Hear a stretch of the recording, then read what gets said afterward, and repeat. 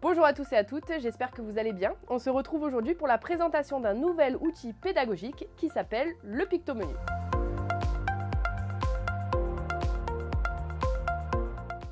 Et pour la présentation de cet outil, je suis aujourd'hui accompagnée d'Héloïse Allard, qui est chargée de projet au CODES 83 et qui est aussi la créatrice du Pictomenu. Alors Héloïse, parle-nous un petit peu du Pictomenu, pourquoi a-t-il été créé ? Tout à fait Julie. Du coup, le Pictomenu est un support avec des images interchangeables qui permet d'avoir une représentation visuelle de qu'est-ce qu'on va avoir à manger lors des repas. Et qu'est-ce que ce support a de plus qu'un menu classique ? Il permet d'avoir une représentation visuelle de qu'est-ce qu'on va manger le midi avec des images. Donc on n'est plus simplement sur un menu classique où on a uniquement de l'écrit, on a une représentation visuelle.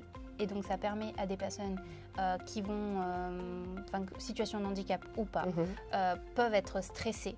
Donc, du coup, avoir cette représentation visuelle, ça diminue en fait cette anxiété-là.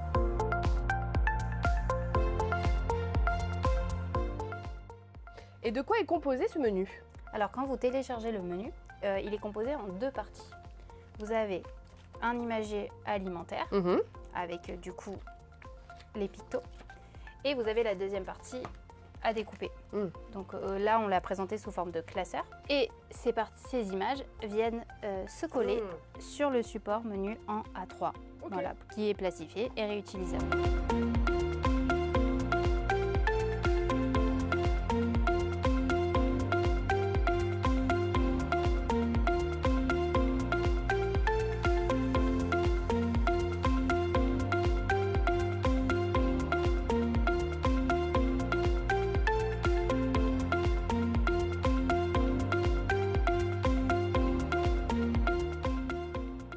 Sans oublier que pour également permettre de diminuer l'anxiété, ce que je te parlais tout à l'heure, c'est bien d'avoir des repères spatio-temporels. Oui, donc tu peux également mettre la date, le jour et aussi les heures. Donc sur le côté, juste là, ici, tu peux mettre au Velleda ce que les enfants vont manger ou même la personne et ça va lui permettre de travailler l'écrit. Donc on a aussi des axes transversaux qui permettent de développer d'autres compétences, des maths, du français, les apports nutritionnels, etc. Ça nous permet aussi de créer donc, des menus de saison. On peut demander aux enfants ou aux personnes de constituer un menu spécialement pour l'automne. Et on a en plus les petits repères en bas des pictos pour pouvoir se repérer. C'est ça. Et quelles sont les perspectives pour l'outil ?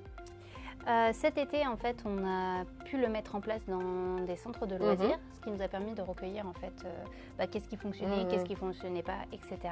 Donc, on s'est fait aider du Paris 83 où on collabore du coup sur deux versions. Donc, aujourd'hui, on peut vous présenter deux versions, une version petite enfance et une version de l'entrée en primaire jusqu'à la personne âgée. Donc, qui permet d'avoir une offre globale. Mais également, en fait, on se questionne sur peut-être le développement d'une application où justement, on reprendra les images des pictomenus et aussi des recettes en facile à lire et à comprendre. Très intéressant. Merci en tout cas, Héloïse, pour la présentation de cet outil. Julie. Vous pouvez retrouver cet outil sur le site du CODES 83 dans l'onglet ressources pour prendre rendez-vous avec nos conseillères du centre documentaire et faire votre demande par mail. Bonne journée à vous.